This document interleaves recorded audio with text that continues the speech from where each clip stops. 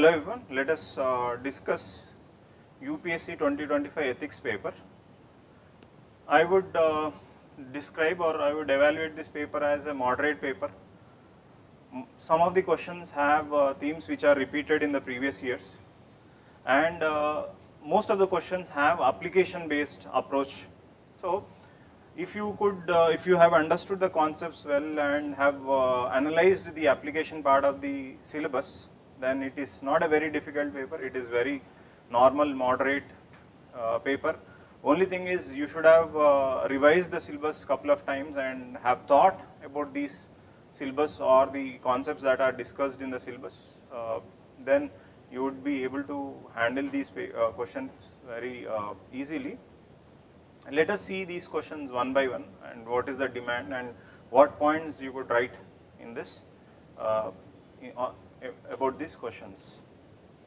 So looking at the first question goes like this: in the present digital age, social media has revolutionized our way of communication and interaction. However, it has raised several ethical issues and challenges. Describe the key ethical dilemmas in this regard. So it is a repeated theme. The question of social media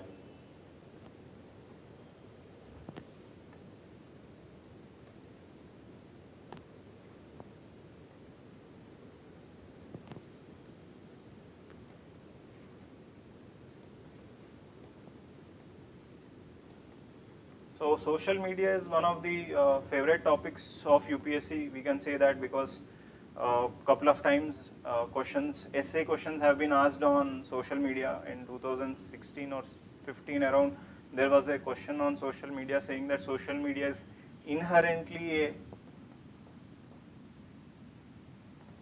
a selfish media. This is one essay question that was asked couple of years back. Then in 2024 there was a essay again on social media that it is promoting loneliness, etc. among youth. So continuing on the theme of social media, they are asking that in the digital age, social media has changed how we communicate, interact between ourselves. It is giving us a different platform to express our views. In that aspect, there are some challenges, some ethical issues. So in that context, UPSC is asking us to discuss about some ethical dilemmas. So ethical dilemmas, what are the dilemmas in regard to use of social media? It is promoting freedom of expression.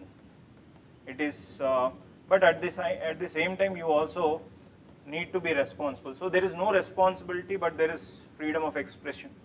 Freedom of expression. So this is one ethical dilemma. There is anonymity in social media, which is creating some evil tendencies or negative tendencies. Using this anonymity that is being provided by the social media, people are resorting to cyberbullying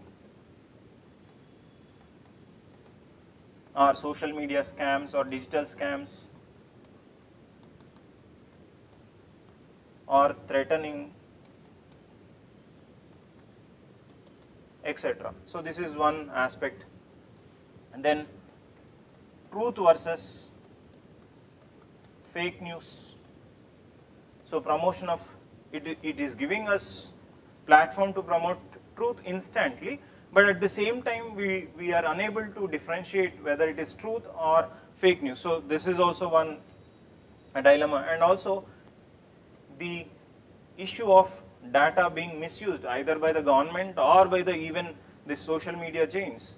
There were cases of Facebook misusing the data of the individuals to target them, to give individualized targeted advertisements or other aspects. So misuse of data by the social media corporations or even being used for surveillance, promoting the aspects of totalitarian tendencies, etc. So these aspects can be referred to as ethical dilemmas in regard to use of social media.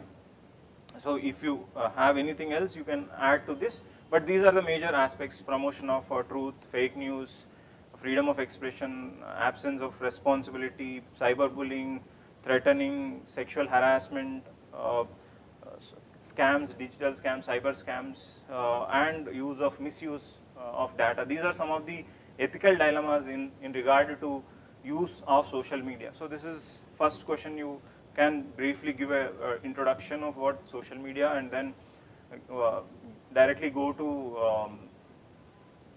heading ethical dilemmas, and then write and give a conclusion what even social media regulations, government has come up with regulating social media. Should we regulate or not is also an ethical dilemma. To what extent we can regulate social media? So from that perspective, you can give a conclusion. There should be responsibility, there should be even cyber ethics, which you can promote from childhood in education, so that people, you cannot completely regulate and control social media, but there should be some kind of self-regulation as per following the principles of media. So on these lines, you can end this answer. Let us look at the second question.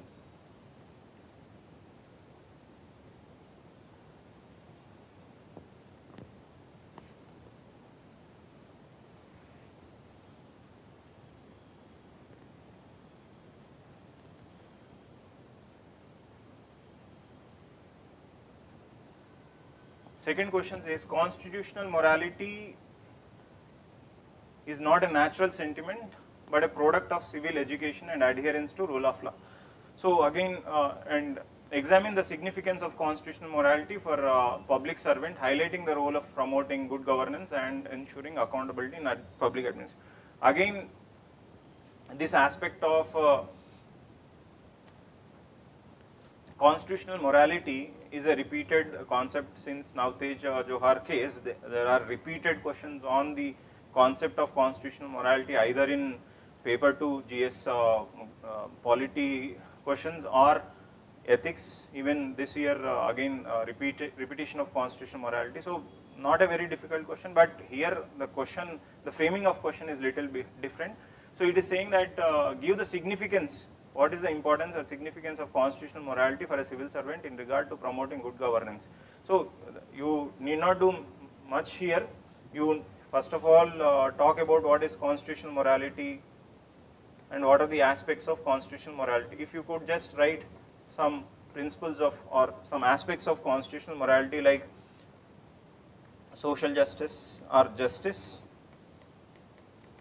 social, economical, political, etc., equality, liberty, fraternity, dignity, promoting dignity of the individuals, and welfareism, etc. Whatever we have in our preamble, fundamental rights, DPSPs, the major aspects or values that are being promoted through these things become part of your constitutional morality. And then you connect them with your good governance or elements of good governance.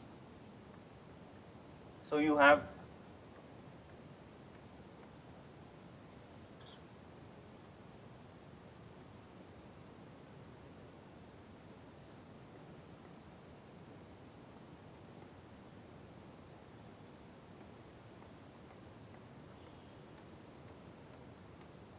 accountability, rule of law, transparency, people's participation, efficiency,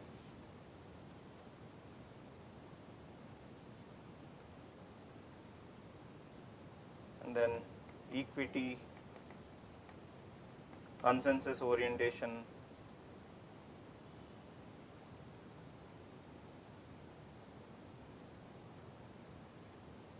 so you have 8 elements under your good governance. So you need to just connect the elements of good governance, whatever you have under good governance, whether it is accountability, rule of law, transparency, people's participation, rule of law, equity, etc. You connect these aspects of how, when a civil servant uses or have these elements of constitutional morality, how it leads to the promotion of accountability, promotion of rule of law. So it is nothing but you take these headings of rule of law, transparency, accountability, and connect them and say that this is how when a civil servant possesses these qualities of constitutional morality, it will lead to promotion of good governance and ensuring accountability in the administration. Just connecting these two aspects by writing some couple of sentences will help you in writing this question.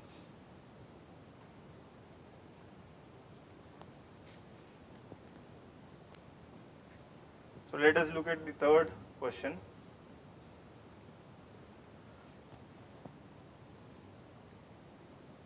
So again, continuation of theme of war. In essay also there was a question on war. So again, that same theme of war has been asked in our ethics. So this quote by Clausewitz, who says that war is a diplomacy by other means, critically analyze. So you need to be careful here.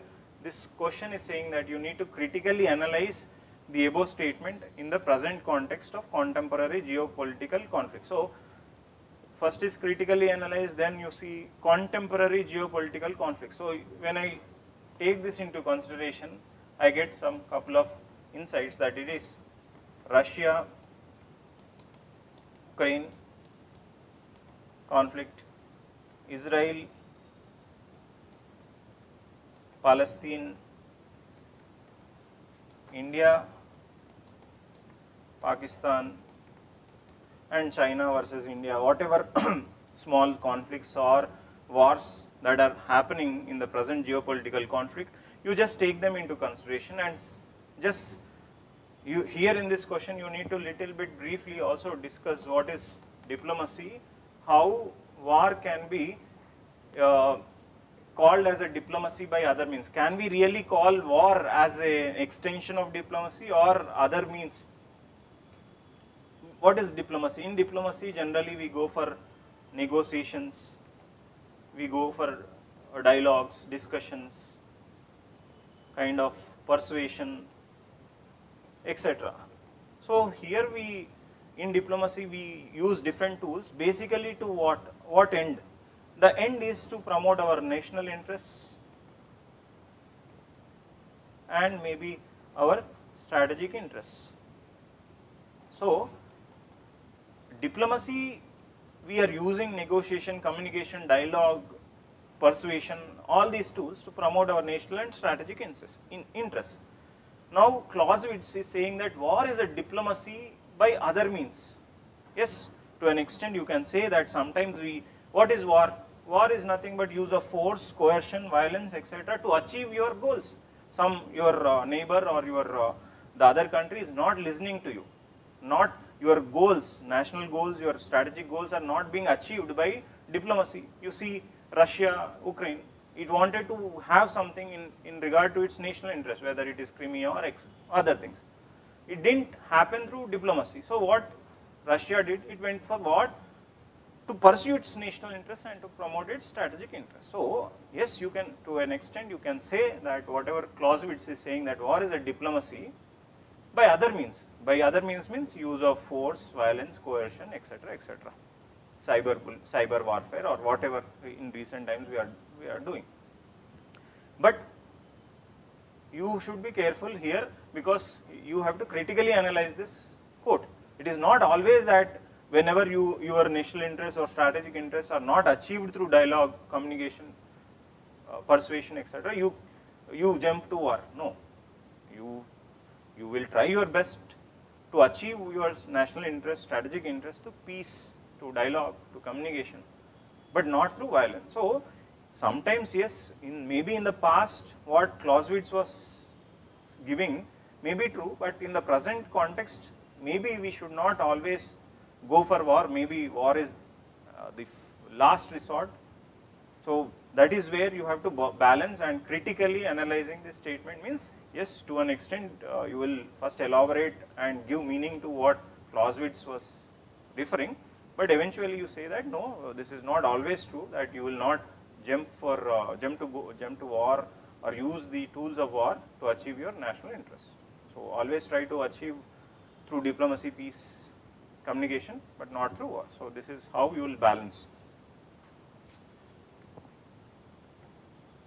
So let us look at the next question. It is again a repeated question, nothing but environment versus development. Now environment versus, so environment is a theme which is repeated couple of times, whether in case studies or directly also in theory based questions. So again continuation of that. Here now we have to see there is a in border areas, keeping the national security in mind, examine the ethical dilemmas related to controversies over environmental clearances of development projects in ecologically sensitive border areas in the country. So, when you read this ecologically sensitive border areas, immediately you should think about Himalayas or China, India border areas. It is not about India, Pakistan. India, Pakistan, at least in Rajasthan part, maybe in Jammu and Kashmir part you can connect it, but not all border areas, but ecologically sensitive border areas means basically India, China border areas. Okay, these are the areas where should you go for faster development of roads, bridges, etc. That we are trying to do, build roads, tunnels, etc. Border road management, border road organization. They are at faster phase. They are developing it. So there is controversy. Should we actually go for these clearances, or should we wait, or what should be done? So in that context, you should talk about ethical dilemmas here. What is right, what is wrong in that perspective. So here there are, whenever you are asked about ethical dilemmas, and the best way and easy way to come out with ethical dilemmas is to see who are the stakeholders involved in that issue. So when I look at the stakeholders in this case, you will have, first is environment itself is a stakeholder, the fragile environment, the rivers, etc. And then you have local communities. Then you have the larger security aspect is also a stakeholder, security and the welfare of the larger population. Then you have global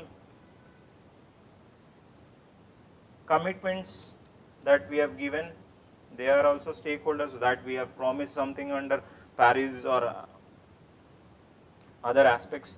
So, and the government is a stakeholder. So government, global commitments, larger security, local communities, environment. So these are the stakeholders. So in that perspective, if I have to come out with ethical dilemmas in regard to developing border roads in this ecologically sensitive area. So first of all, I will worry about whether to promote security of the nation versus protecting environment. Should I go for protecting of environment, protecting of this ecologically sensitive, fragile ecosystems, or should I go for security? If I have to choose security, I have to compromise on this. If I have to choose environment, maybe I have to compromise on the security without having strong infrastructure and well-developed infrastructure. You cannot fight your enemy. You cannot fight you cannot fight China without having this infrastructure. So should I go for security or environment? This is basically a classical dilemma between utilitarian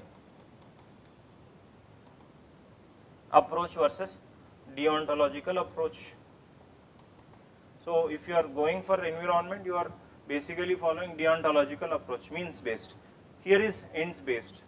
So greatest good, greatest happiness of the greatest number of people. Should you go, if you go for security at the compromise of environment, this is one thing. So the other things could be, should you look for the security of the nation or the welfare of the local communities? When you are going for such development, it is threatening the, not only it is threatening the fragile ecosystem, but also people who are living there. So you think about Himalayan tsunami, the cloud bursts and the landslides that are regularly happening in these ecologically sensitive world. Who are the victims? The local people are the victims. So should we worry about the local communities or should we worry about the security? This is one other ethical dilemma. So again, you can, from the same perspective, security versus disasters also one ethical dilemma you can talk about. You can talk about then should you promote your own national interest, that is your security, or you should promote the global commitments that you have given. So there are different global commitments that you give under different agreements, whether it is Paris or other agreements. So you should follow those agreements or you should promote your national interest. That is also one dilemma. So you can put these dilemmas and discuss and eventually talk about balancing both. Yes, security is also important, but short-term interest versus long-term interest is also an ethical dilemma. Should you go for short-term security measures or long-term benefits? So these are all dilemmas, and in the end you should talk about the carrying capacity. These are some critical terminology that you need to use in these aspect. Carrying capacity of these ecosystems have to be taken into consideration, and then you talk about sustainable development concept. Then you talk about intergenerational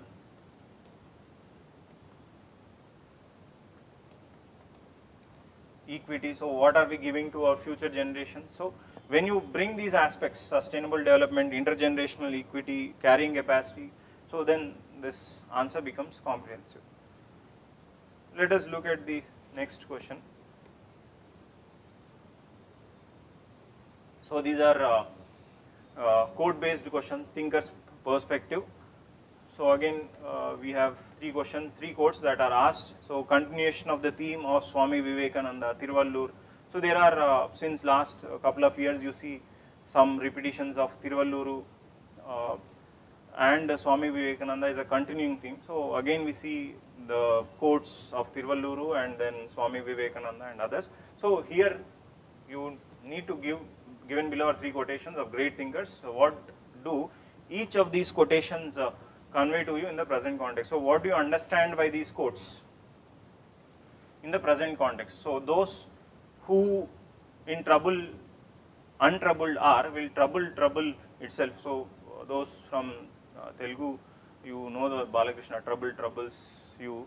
So the famous quote of Balakrishna can be used, means if you add that idea, you can, so basically this quote is saying that in trouble you are untroubled. That means when you are in challenging situation, when you are in a problem, when you are in a very not so kind of unstable or situations, if you remain calm and composed. So those who in trouble, untroubled are. So when you are in challenging problems, difficult situations, etc., if you remain calm and composed and peaceful and mindful, then eventually you will trouble the trouble itself.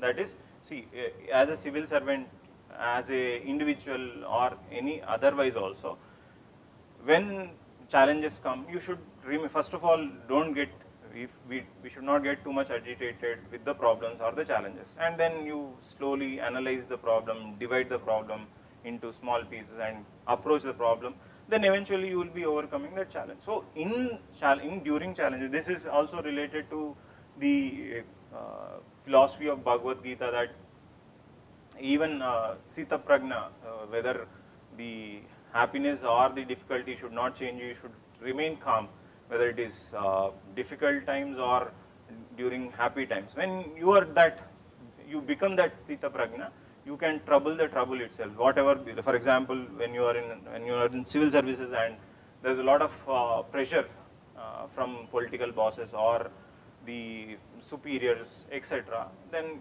eventually you overcome that problem, and then you become a trouble for the trouble itself, or you become the challenge for those people who are trying to undermine you. So this is what you can write in this quotation. So basically it is trying to promote that value of mindfulness, calmness, peace, stability during challenging moments. So with that understanding, you can write this question.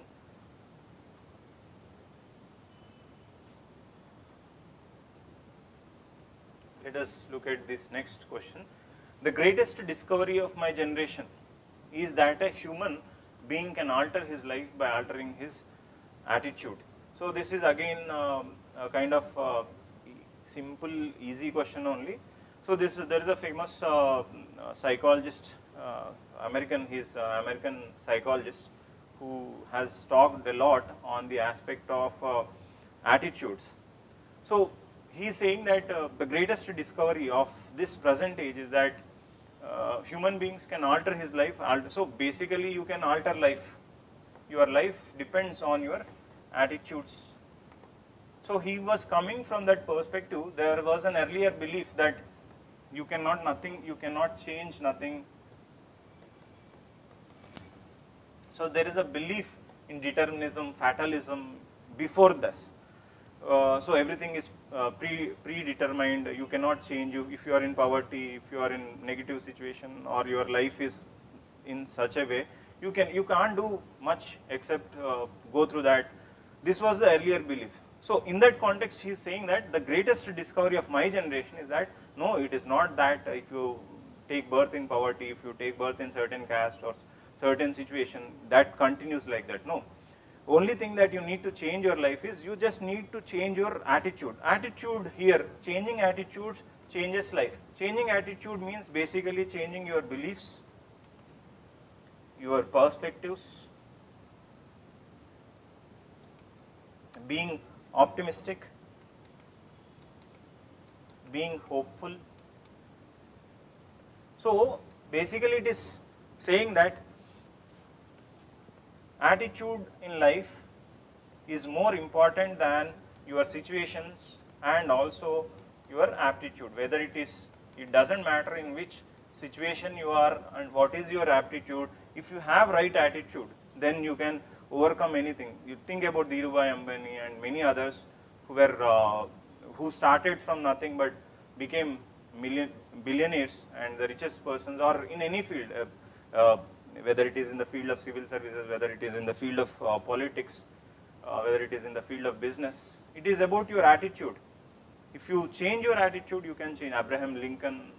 So you take individuals from politics, take individuals from business, take individuals from maybe civil services, etc. And how by changing their attitudes they have changed their life. So if you have certain beliefs, perspectives, optimism, hopefulness, etc., you develop certain positive approach to the things, automatically you will change your life. So there was a famous quote of on the same lines, there is a famous quote of Henry Ford: if you think you can, or if you think you can't, in both ways you are right. So if you are thinking you can, or if you think you can't, both are right. Because if you are believing that you can, you think you can succeed, you put a lot of hard work, you put extra effort, and eventually you realize what you are thinking. And if you think you cannot, that you feel that you will not succeed, that is also right. So whatever you think becomes the right. So basically our thinking, our approach, our perspectives, our beliefs have to be changed if we want to really change our life. So this is basically from the unit of attitude. I have been teaching the same things in our lessons, that if you change your attitude, you can change your destiny also. So that is what is being discussed in this question. So easy question. Let us now look at the next question. So again, repetition of Swami Vivekananda. The strength of a society is not in its laws, but in the morality of its people. Swami Vivekananda. So a strength of a society can be compared to a village, city, state, and nation. So basically, strength is not in laws, but in morality. So basically it is again a repetition theme of ethics versus laws, ethics versus or morality versus laws. So what are laws, what are morality? Laws are external controls on individual behavior. So they want to guide our behavior from external perspective. Whereas morality is your internal controls. So there was a previous question on the same lines, that nothing works if there are no ethics in the society. Your laws, your institutions, your whatever the principles, the external things doesn't work, and they will never succeed unless and until people have certain ethics. Only when you have certain ethics among the people, then everything else, laws or any institutions or other aspects, will finally succeed. So on the same lines, they are saying that the strength of a society, the strength, the achievement, the success, the progress of a society basically lies not in its laws, but in morality. Laws doesn't matter. You make best of the laws that you have in the world, but if people doesn't have morality, they don't have certain basic values, they don't have certain basic personal conscience. So when they don't have certain values, conscience and internal control in regard to what to do and what not to do, so if they don't have this internal aspects of what is right and wrong, and people don't believe in certain internal aspects of right and wrong, no matter what you bring the best of the laws, that society is destined to fail. So basically this quote is saying that it is not about how strong laws we bring, but about, even there was a question on this, it doesn't matter you have a strong Lokpal, strong Lokpal will not finally end corruption. It is the other things we need to build upon to end corruption. The other things is nothing but you build a society which is moral, which is ethical from its roots, like promoting. Again, in this aspect, you need to also throw some light on how to promote morality among the society or among the people. So you have to talk about the role of family, education, society. So you need to talk about proper parenting, proper importance of parents, father, mother on the children. So value-based education. If you build on that, then you will have morality. Once morality is there, and then there are some deviances, some people who are deviant, who could not internalize the socialization of values. For to address these deviants, laws can help. But if total society becomes deviant, this is laws is useless. So think about those society where you have low morality like Pakistan, etc. They are destined to fail. That is what this quote is saying.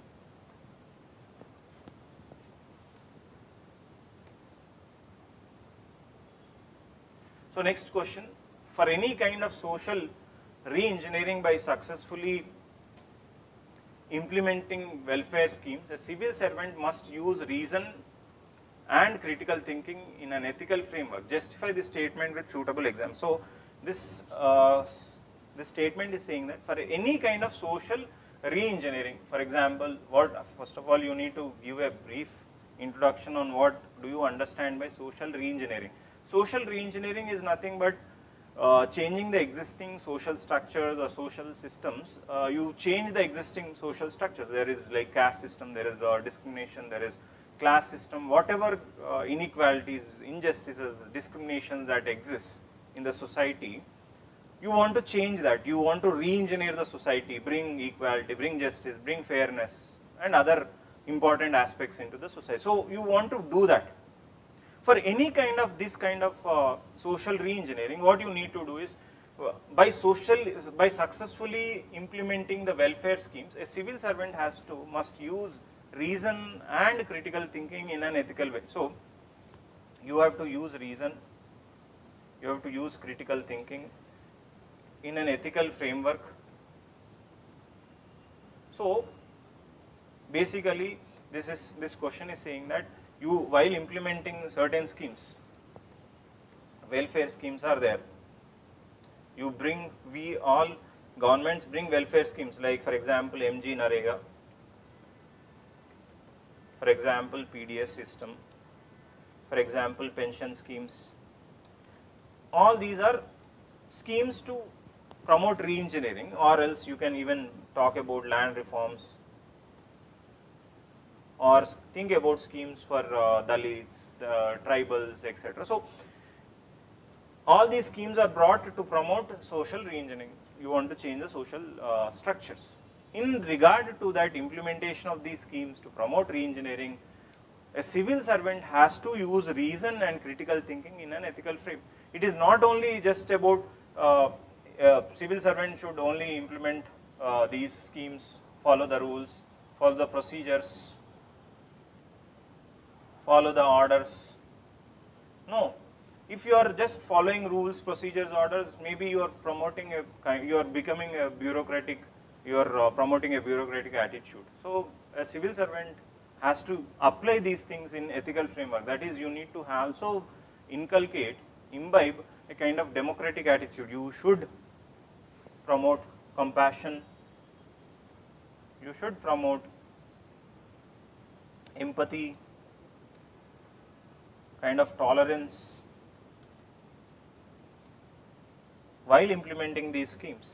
So there are, this is a repeated question by reframing the statement. There are n number of questions that UPSC asked in the perspective, in this perspective, that a civil servant should go with the bureaucratic approach or democratic approach, how he should use his reason and critical thinking from a perspective of promoting welfare schemes, successful implementation of schemes. So from that perspective, you talk about these aspects by giving, saying that suitable example. For suitable example, the repeated example can be quoted like a woman, widow comes to you, she doesn't have required certificates to prove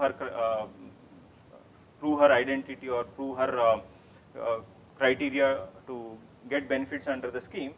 So what will you do if old widow woman comes to you but she cannot prove herself? What will you do? If you will you just go send her back and ask her to come with certificates or the criteria required documents, or will you do something to help her address her pain? So you have to use reason and your critical thinking eventually to promote social re-engineering. So in all these things, it is not just about rules and regulations, but you need to use these things.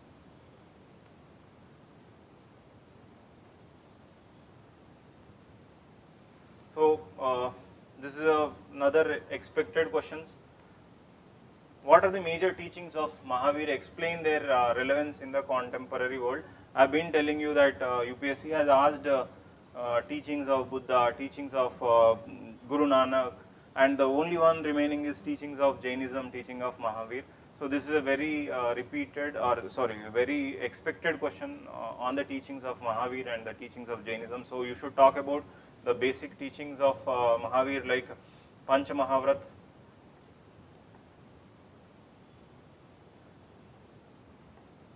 Ahimsa, Asteyam, Aparigraha, Satyam, Brahmacharya. Apart from this, I also discuss the teachings of Anekantavad and Syadvad. So if you could write these things, Anekantavad, Syadvad, Ahimsa, Astem. So these are some of the teachings of Mahavira, and the only thing is you need to talk about the relevance of these things in the present context. So if you could understand them, you can easily talk about the relevance of Anekantavad. Syadvad is very important in the present context in regard to promoting religious tolerance and openness in the society. So you basically discuss them and give the relevance. So you can even get 7 to 8 marks in this kind of questions.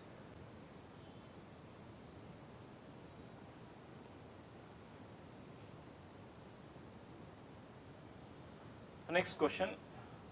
One who is devoted to one's duty attains highest perfection in life.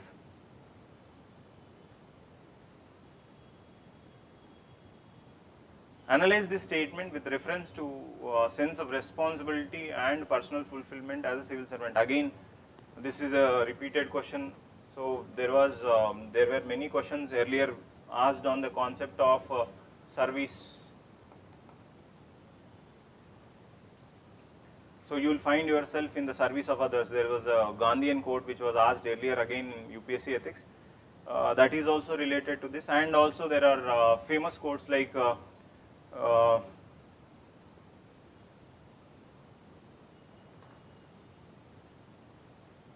Yogaha Karmasu Kausalam. There is another quote. So all these quotes can be connected, and basically this is nothing but when you are devoted to your duty,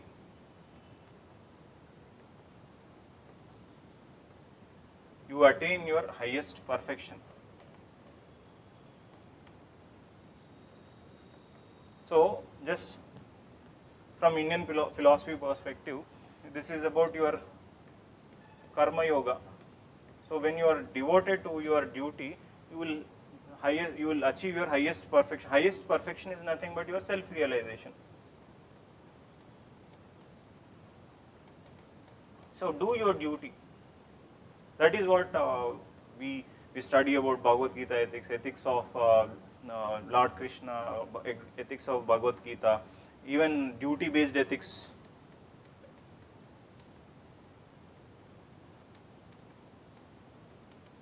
Of Immanuel Kant that we discussed. So, see, there are two aspects. So, Immanuel Kant, duty-based ethics, Bhagavad Gita, duty-based ethics. So, and Karma Yoga aspect. So, this also can be Nishkama Karma. So, you just follow your duty and disinterested action. You just keep on doing your duty. You devote yourself, your life to duty, and you eventually go on to achieve the highest perfection in life. You can connect this to the life of Abdul Kalam, the life of Swami Vivekananda, the life of Gandhi. So they are the examples of devoting themselves to their duty. Abdul Kalam committed his life to duty, and he has achieved his highest perfection. Swami Vivekananda, like Gandhiji, all these are examples. So from that perspective, you talk about. So this is the understanding, but you need to analyze this statement with reference to sense of responsibility and personal fulfillment as a civil servant. So when a civil servant, this is from Unit 3 aptitude, you have one value called dedication to public service. From that value, if a civil servant commits himself, like S.R. Shankaran, who committed himself to duty, dedicated public service, then it also leads to the development of the society, the responsibility that you have come into the civil services. With what responsibility you come? You come to serve the nation, to serve the people, to become a change agent, social agent. So you also fulfill that, but in doing that, you will also achieve the highest perfection in your life. That is what I've started this question with a quote. In serving others, you will find yourself. The best way to find yourself is to lose yourself in the service of others. This is a quote which was already previously asked by UPSC. This quote was given by Gandhi. If you could understand that and connect here, this is the crux of the quote. So you keep doing your duty in regard to civil services, help the people, address the poverty, address the issues, inequality, malnutrition, health, education, etc. Serve the people. In serving the people, you will achieve yourself, you will find yourself. So this is what is the crux of this quote. Expected easy question. So next question, to achieve holistic development goal, a civil servant acts as an enabler and an active facilitator of growth rather than a regulator. What specific measures will you suggest to achieve this goal? So see, this question is asking about to achieve holistic development goal. We have to achieve the comprehensive, the goal of holistic development, like not imbalanced or nothing like that, but holistic development from a comprehensive perspective. A civil servant has to act as a enabler and a facilitator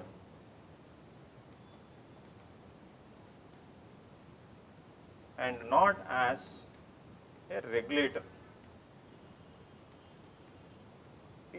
So basically it is saying that to achieve the goal of holistic development, a civil servant has to be an enabler and a facilitator, not a regulator. If you try to regulate everything, then maybe we may not achieve the holistic development. So to achieve this goal of holistic development, we as civil servant have to become enabler, facilitator, supporter. Only then you will achieve the holistic. So in that context, question is asking, what specific measures will you suggest to achieve this goal? So keep that in mind and suggest some suggestions which to promote holistic development. For example, you become you promote participatory governance. You take everyone into picture and then you promote bottom up approach. So for example, aspirational district program, so how it is an example of being facilitator. So you talk about use of technology, you talk about use of accountability tools. So basically by bringing certain changes, for example, you talk about Atal tinkering labs, Atal like promoting innovations at the local level, at the schools, promoting social innovations. So when a civil servant becomes a facilitator, enabler in regard to different aspects like health, education, sanitation, other aspects like economy. So when you become partner and promote at every stage, you promote these things, development, etc.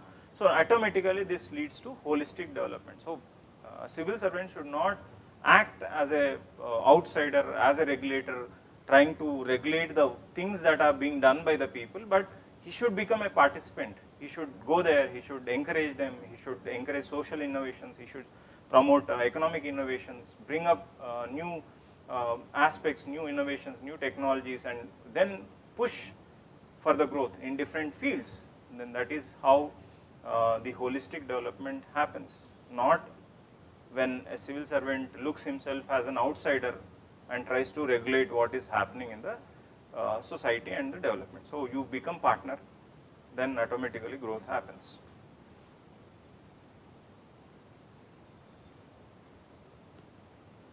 So let us see the next question. It is said that for an ethical work culture, so this is from your unit, last unit, 7th unit, ethics in public administration. There is one syllabus called work culture.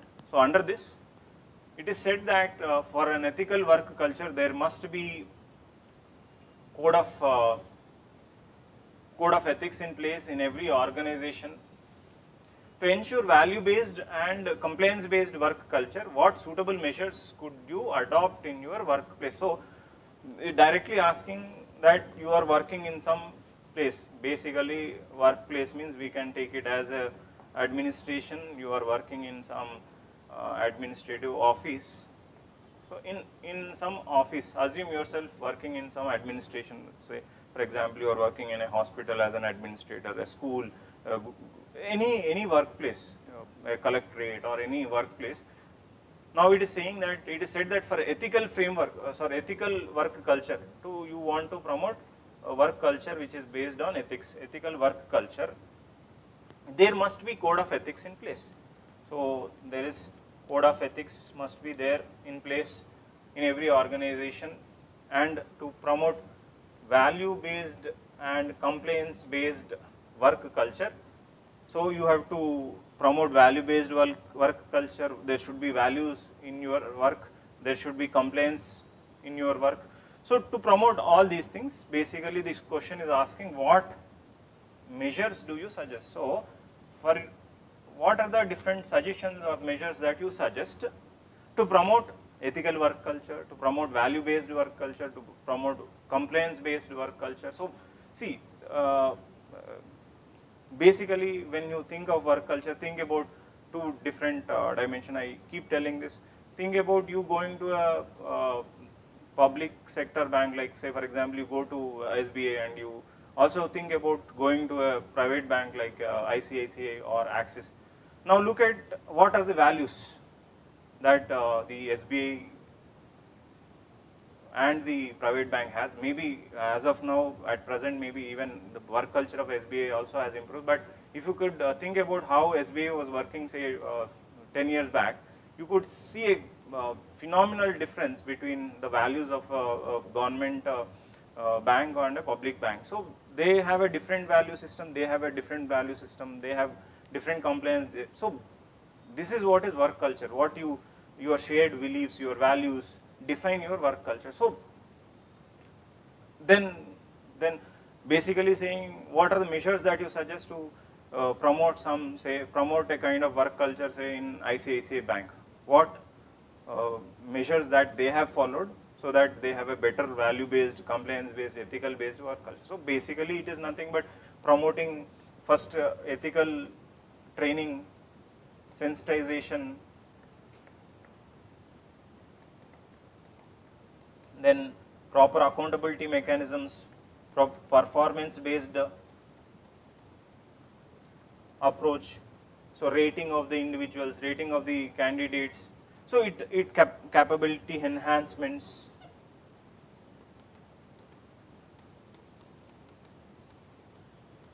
So these are some of the suggestions. You first of all train them, enhance their capabilities, bring technology, bring accountability mechanisms, bring reward punishment mechanisms, bring that is what performance based, then bring accountability mechanisms, give feedback mechanisms. So when you bring all these aspects into work culture, automatically there will be ethics. So there are, like, in regard to approaching ethics, you have two aspects. One is your ideal approach, the other is your realistic approach. Ideal approach is, of course, we want to promote values, we want to internally change them by teaching, by training, etc., etc. That is ideal. Practical approach is, what if even after training there are some black sheeps in the system? So to address these black sheeps, you need to have different approaches, like you have proper surveillance, proper supervision, proper accountability mechanisms, proper feedback, proper reward punishment system. So automatically when you bring all these accountability, for example, citizens charter, accountability, Sevotam model, code of ethics, code of conduct, all these things, just this is again I keep telling you, when you have syllabus in your head, all these questions becomes sitters, you can answer them easily. So basically it is nothing but you write all the things that are there in 6th unit and 7th unit, you just go through the syllabus. You have a code of ethics, code of conduct, you have citizens charter, you have accountability mechanisms, you have right to information. All these things, if you can bring into your work culture, automatically the work culture changes from non-compliance, non-value based to compliance based and value based work culture. So this is how you need to write, only keeping syllabus in your head and writing that in your paper. Last question, India is an emerging economic power. India is an emerging economic power of the world, as it has recently secured the status of 4th largest economy of the world as per IMF projection. However, it has been observed that in some sectors, allocated funds remain either underutilized or misutilized. So again, this is a question from our 7th unit. There is a topic called utilization of public funds. Again, I can classify this as a PYQ also. There is only one question under this topic, utilization of public funds. In the last 11 years, only one question has been asked on this topic called utilization of public funds. That is also the reasons for misutilization and underutilization is the question previously. So from the same angle they are saying, or from the same topic and same angle, same dimension they are asking. So there is a in many sectors you see underutilization and misutilization happening. So what specific measures would you recommend for ensuring accountability in this regard? So there is a misutilization, there is underutilization. Now I have to address underutilization and misutilization. So some people are not utilizing the funds that I am giving. Some people are misusing or misusing the funds that I am. So misutilization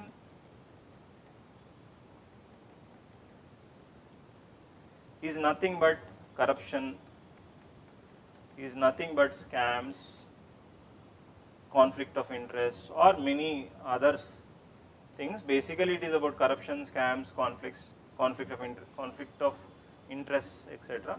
So and underutilization, I can compare it with not taking responsibility, not being interested, not having capabilities, not showing that uh, objective, or not showing that interest towards fulfilling that objectives, achieving the objectives of the organization. So these are the two aspects. So in this context, they are asking to stop leakages and gaining the status of third largest economy. So you need to suggest some measures. What are the measures that you suggest, you recommend, so that you basically address the misutilization and underutilization. So it is nothing but a repeated PYQ. So what you can do to address leakages? Leakages is nothing but misutilization. So when you address this misutilization and underutilization, what basically happens is you use all the funds to the right ends. So when you use the funds for right ends, you will become the best economy, or you become the third largest. From fourth largest, we have to become third largest. So when, how to become from fourth largest to third largest economy? When you properly use your funds, then you can move from fourth to third largest. So in that context, basically they are asking you, how do you address the misutilization and underutilization? Basically say that there is a corruption, there is a scams, there are etc. So to address this, you need to have proper mechanisms in place, like for example, public fund management system or use of technology. For example, you basically need to talk about public fund management system, direct benefit transfer, use of social audit, use of CAG, accountability mechanisms, use of e-governance. So all these, when you bring RTI, enforcing proper RTI, social audits, etc., etc., when you bring them, you can address the problem of misutilization or leakages. So this is one dimension, and then to address the aspect of underutilization. Why there is underutilization? There is no mechanism for supervision. There is no mechanism of someone making the people who are responsible answerable for their underutilization. So bring accountability mechanisms, put proper reward punishment systems, then automatically maybe they lack capabilities to use it. So enhance capabilities, enhance technology, so train them, give them motivation, so give them proper monitoring. So when you bring these aspects, automatically people starts using funds for the required goals. So these are some of the suggestions that you can suggest. So overall, we will discuss case studies in the next session. So overall, this is I would say this as a very moderate paper. Only thing is, little bit of application has been applied here, but most of the themes have been repeated from the PYQs. So what I would suggest is, you need to have conceptual clarity, you need to have the syllabus in your head, and then you have the application of the concepts. Then I would say you can definitely this comparatively also from the last year, last couple of years, when you compare this paper with paper of last couple of years, I would say those papers are little on a higher side, they are on a difficult side, but this year paper is on a easier side, moderate side. So people, I am expecting that people can even score up to 140 and 150 in this paper. Only thing is that you have these in your mind, you can get good marks in this paper. So thank you. With this, we'll end today's session.